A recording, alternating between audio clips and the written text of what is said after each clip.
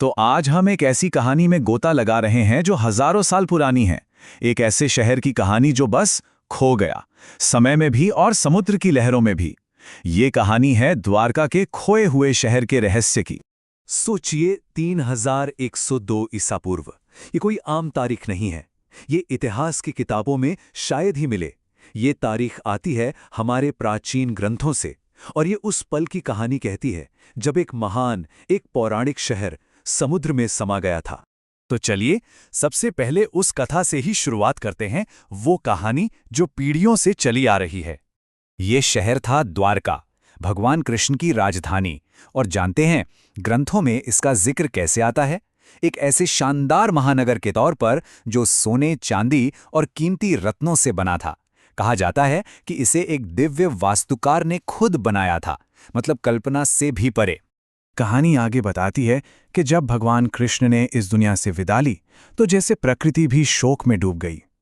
अरब सागर की लहरें वो अचानक उठीं और देखते ही देखते पूरा का पूरा शहर पानी में समा गया। पीछे रह गईं तो सिर्फ कहानियां और किंवदंतियां।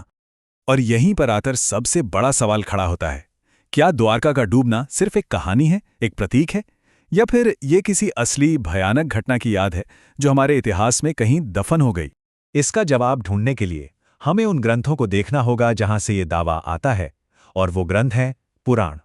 अब देखिए, पुराण शब्द को कई बार लोग मिथक या मिथ समझ लेते हैं, लेकिन इसका असली शाब्दिक अर्थ है प्राचीन अभिलेख या एंशिएंट रिकॉर्ड। और ये एक बहुत ही जरूरी फर्क है। मतलब इन ग्रंथों को लिखने वालों ने खुद को कहानीकार नहीं माना, वो तो खुद को इतिहासकार मानते थे। उनका मकसद था ऋषियों, राजाओं और बड़ी बड़ी घटनाओं का पूरा लेखा जोखा रखना।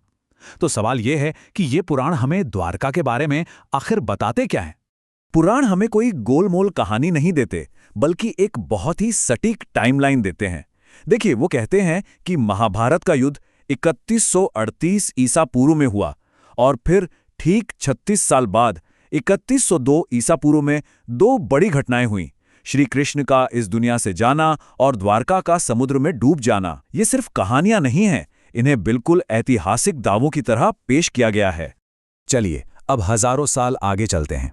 कहानी में एक नया मोड़ आता है, और ये अध्याय अब स्याही और कागज से नहीं, बल्कि सोनार और स्कूबा गियर से लिखा जा रहा है। साल था 2001। आर्कियोलॉजिकल सर्वे ऑफ इंडिया यानी ASI ने एक बहुत ही खास यूनिट बनाई, अंडर वाटर आर्कियोलॉजी विंग। जैसा कि नाम से ही जाहिर है, इनका काम था पानी के नीचे छुपे भारत के इतिहास को खोजना। और उनका एक सबसे बड़ा मिशन उन्हें सीधा गुजरात के तट पर ले आया, ठीक आज के द्वारका शहर के पास। जी हां, बिल्कुल वही जगह जहां पौराणिक कथाओं के मुताबिक कभी भगवान कृष्ण का शहर हुआ करता था। और वहां उन्हें जो मिला वो सच में हैरान करने वाला था।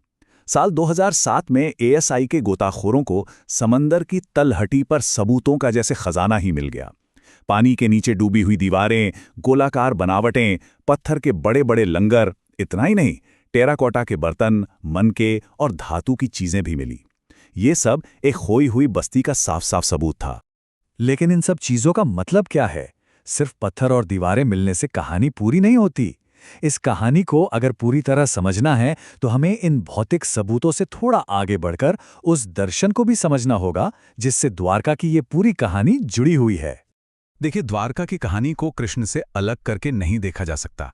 और कृष्ण की सबसे बड़ी विरासत क्या है? भगवद गीता में दी गई उनकी शिक्षाएं।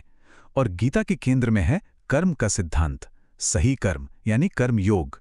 और इस कर्म योग में सबसे ऊंचा सिद्धांत है स्वधर्म। स्वधर्म का मतलब क्या है? इसका सीधा सा मतलब है कि सबसे बड़ा काम है अपने कर्तव्य को पूरी ईमानदारी और लगन से निभाना, और फल की चिंता बिल्कुल नहीं करना। और एक दिलचस्प बात बताएं, एक मॉडर्न स्टडी में ये पता लगाने की कोशिश की गई कि भगवद गीता में इन सिद्धांतों में से सबसे जरूरी कौन सा है। और जानते हैं नतीजा क्या निकला? एक्सपर्ट्स ने स्वधर्म यानी अपने कर्तव्य का पालन करने को ही सबसे जरूरी माना। ये चार्ट भी यही दिखाता है। और कर्तव्य का यही दर्शन हमें वापस उन आर्कियोलॉजिस्ट्स के पास ले आता है।